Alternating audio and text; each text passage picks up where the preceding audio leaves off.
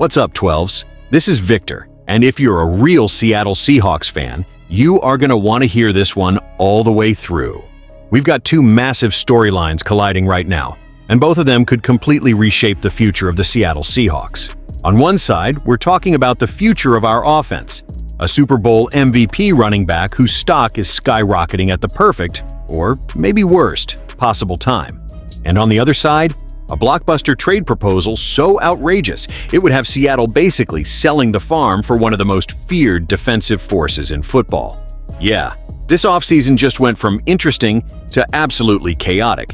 Let's start with the offensive bombshell coming out of the NFL Combine in Indianapolis. League insiders are whispering that our star running back, the guy who just had the healthiest and most explosive stretch of his career, who closed the season like an absolute superstar, is generating serious outside interest. We're talking real money, possibly $10+ million per year money, maybe even more. For context, only a handful of running backs in the entire league are making north of $10 million annually. Names like Christian McCaffrey, Saquon Barkley, Derrick Henry, that's elite territory.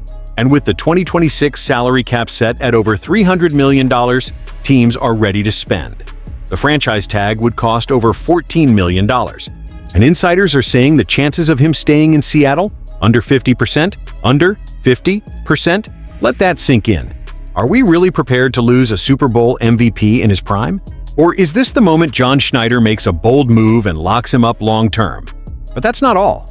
At wide receiver, there's also buzz around one of the fastest and most electric playmakers in the league. A guy who flips field position in the blink of an eye and can take a jet sweep 60 yards if you blink.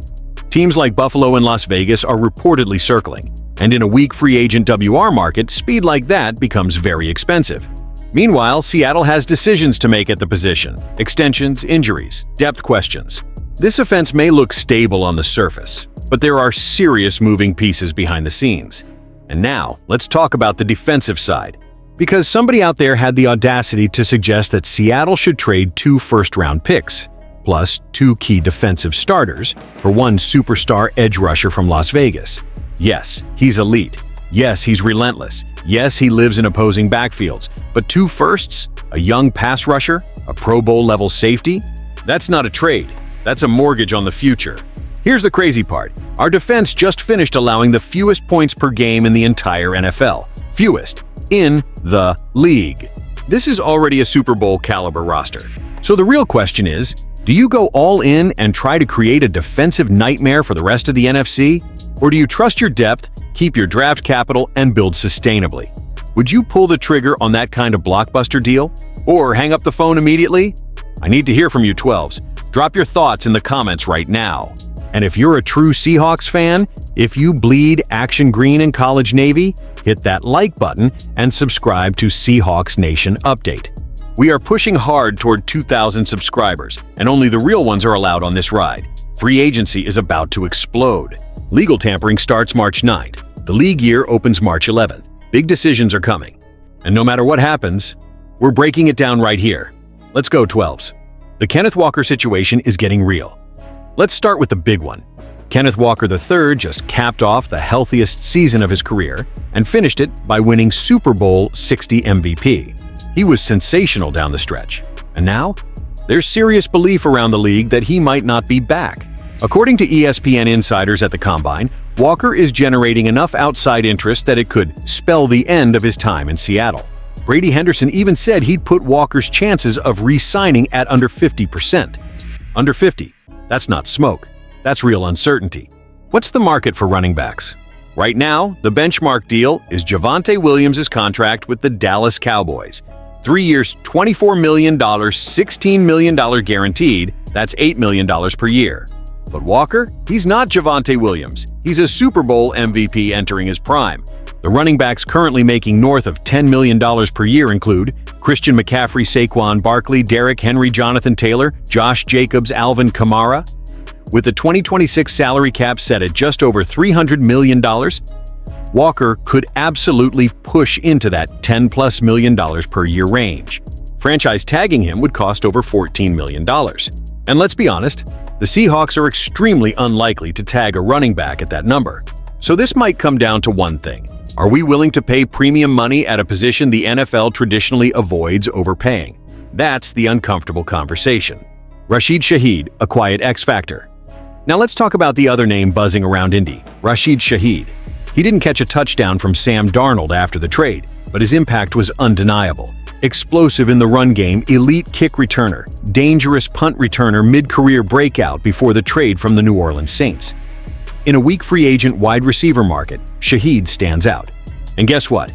The Buffalo Bills are strongly expected to address wide receiver. The Las Vegas Raiders reportedly like him too. That means competition, and competition means price increases. Where do the Seahawks stand at WR? Seattle is likely extending Jackson Smith-Njigba. Cooper Kupp is expected back in 2026. But beyond that, Torrey Horton is recovering from a shin injury. Jake Bobo and Derecki Young aren't long-term guarantees.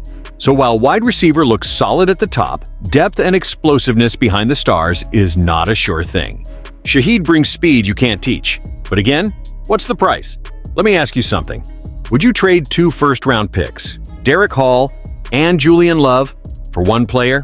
Because that's the kind of wild trade proposal floating around right now involving Maxx Crosby and the Las Vegas Raiders.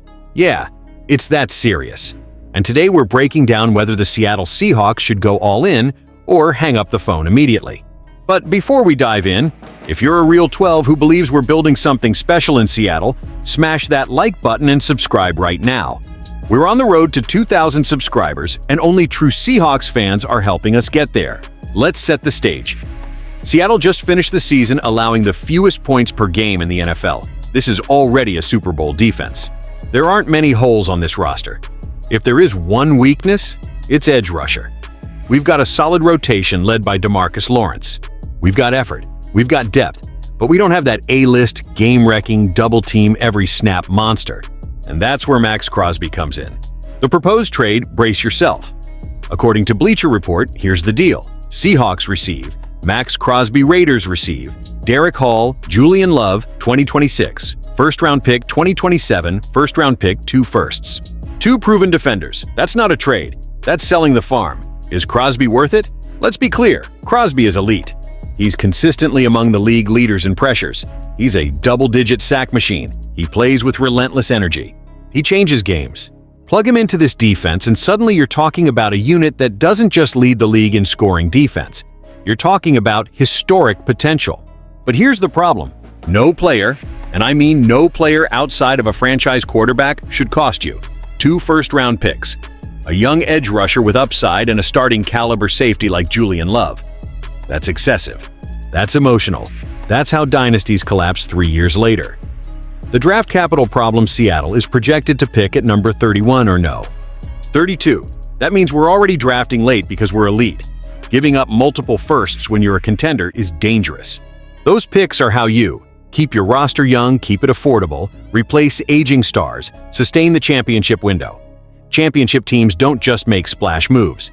They balance aggression with sustainability. A smarter alternative? If I'm playing GM John Schneider, I hang up the phone. Then I call back calmer. My counter? Derek Hall. 1 first-round pick, maybe a day 3 pick. That's it. Anything beyond that? No thanks. Because if the Raiders, whether it's Tom Brady's influence or their front office pushing hard, want to drive the price into absurd territory, we pivot, the free agency option. Here's something nobody is talking about enough. Instead of mortgaging the future for Crosby, why not overpay in free agency?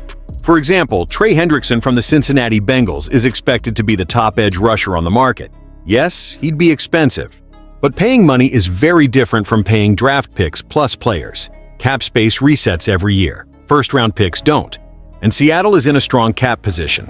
The bigger picture. We already have an elite offense, a defense that led the NFL in scoring young stars under contract. We don't need desperation. We need precision. Crosby would absolutely make us more dangerous, but not at the cost of long-term flexibility and multiple foundational assets. That's not how you build a dynasty. That's how you chase headlines. My final take. Would I love Maxx Crosby in a Seahawks uniform? Absolutely. Would I give up 2 firsts, Derek Hall and Julian Love? Not a chance. There's aggressive, and then there's reckless. This proposal? It crosses the line. Now I want to hear from you 12s. Would you pull the trigger on this blockbuster? Or is that way too much to give up? Drop your thoughts in the comments. If you believe in building a sustainable Seahawks dynasty, hit that like button and subscribe so we can crush that 2,000 subscriber goal. This is Victor, and if the Raiders want the farm, they're going to have to keep Maxx Crosby. Go Hawks!